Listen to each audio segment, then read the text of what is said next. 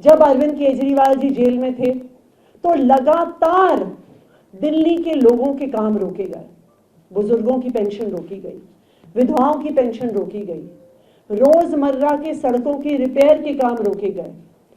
कई लोगों को, दिल्ली सरकार के कई एम्प्लॉइज को उनकी तनख्वाह मिलनी बंद हो गई, ईवी पॉलिसी बंद हो गई, दिल्ली जल बोर्ड के सामान्य पानी सीवर की समस्याओं का निपटारा बंद हो गया।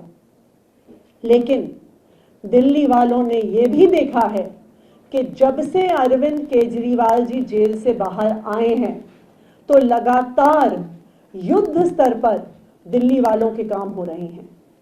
चाहे दिल्ली की सड़कें ठीक करने का काम हो, चाहे बुजुर्गों को, विधवाओं को पेंशन देने का काम हो, चाहे नई पेंशन बुजुर्गों के लिए खोलने का काम हो, चाहे जय भीम योजना को काफी समय बाद शुरू करने का काम हो, अरविंद केजरीवाल जी के जेल के बाहर आने के बाद लगातार उनके मार्गदर्शन में दिल्ली सरकार युद्ध स्तर पर काम कर रही है, रुके हुए कामों को फिर से शुरू कर रही है। मुझे ये बताते हुए खुशी है कि आज दिल्ली सरकार की कैबिनेट की मीटिंग हुई जिसमें ऐसे कई महत्वपूर्ण फैसले लिए गए जो दिल्ली के लोगों के हित में हैं और दिल्ली के लोगों के जो रुके हुए काम हैं उनको फिर से शुरू करने के लिए हैं। सबसे पहला महत्वपूर्ण फैसला दिल्ली की इलेक्ट्रिक व्हीकल पॉलिसी को फिर से शुरू करने का है। जैसा कि आप सब जानते होंगे कि 2020 में जब दिल्ली की इलेक्ट्रिक व्हीकल पॉलिसी आई अगस्त 2020 में, तो दिल्ली पूरे देश में शायद one of the first states थी जो इतनी प्रोग्रेसिव इलेक्ट्रिक व्हीकल पॉलिसी लेके आई। इस पॉलिसी का क्या नतीजा हुआ?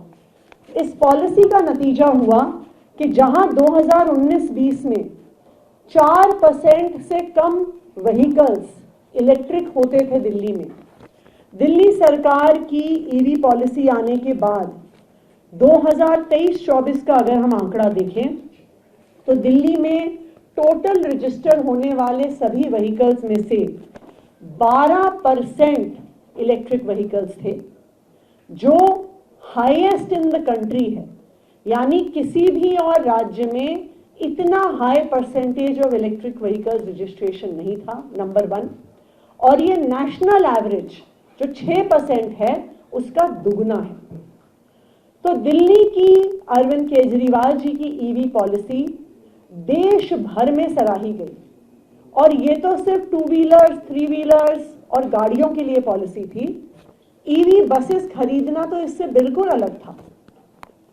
लेकिन अरविंद केजरीवाल जी को जेल भेजकर इस ईवी पॉलिसी में भी पिछले 10 महीने से अड़ंगा डाला गया। पिछले 10 महीने से जो भी कोई ईवी व्हीकल खरीद रहा है उसको उस पे सब्सिडी नहीं मिल रही है। जो भी कोई इलेक्ट्रिक व्हीकल खरीद रहा है उसको उस पर रोड टैक्स एग्जेम्पशन नहीं मिल रहा है। क्यों? क्योंकि ये पार्टियां जो खुद इतनी बढ़िया ईवी पॉलिसी नहीं ला पाई, अरविंद केजरीवाल की ईवी पॉलिसी रोकना चाह रही थी। लेकिन मुझे खुशी है इस बात की कि आज फिर से दिल्ली सरकार के कैबिनेट ने ईवी पॉलिसी स्टार्ट करने का निर्णय लिया है।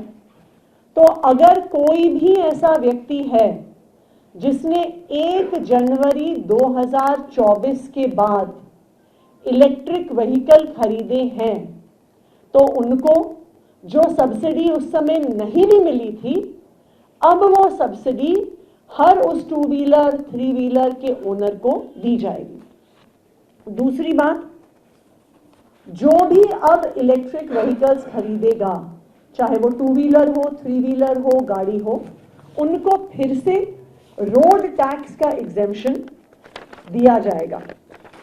ईवी पॉलिसी को 30 मार्च 2024 तक एक्सटेंड किया गया है और मैं सभी दिल्ली वालों से ये आग्रह करना चाहूँगी कि जितने ज़्यादा से ज़्यादा लोग इलेक्ट्रिक व्हीकल्स खरीदेंगे उतना ज़्यादा से ज़्यादा दिल्ली शहर प्रदूषण से लड़ पाएगा।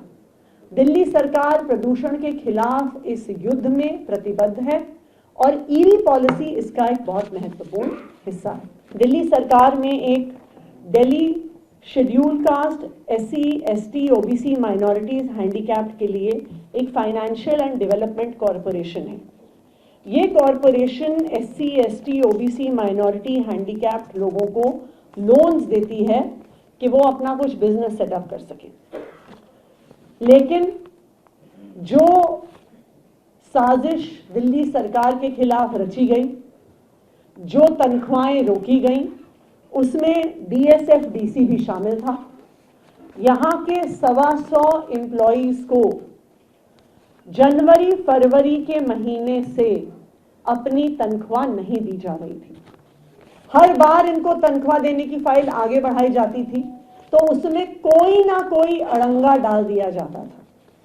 लेकिन मुझे खुशी है इस बात की कि आज दिल्ली सरकार के कैबिनेट ने 17 करोड़ का grant in aid Delhi schedule caste financial and development corporation को देने का निर्णय लिया है। तो जिन जिन लोगों की भी इस कॉरपोरेशन में तनख्वाह रुकी हुई थी, जनवरी फरवरी के महीने से आज तक की तनख्वाह उन्हें दी जाएगी और आने वाले समय के लिए भी उनको तनख्वाह हर महीने बिना रुके हुए मिलेगी। ना सिर्फ इतना, इस कॉरपोरेशन को कैसे रिवाइव किया जा सके, कैसे SC, ST, OBC हैंडीकैप्ड लोगों को ज़्यादा लोन और इकोनॉमिक डेवलपमेंट के लिए इंसेंटिव्स दिए जा सके, इसके लिए भी आज कैबिनेट ने फैसला लिया है।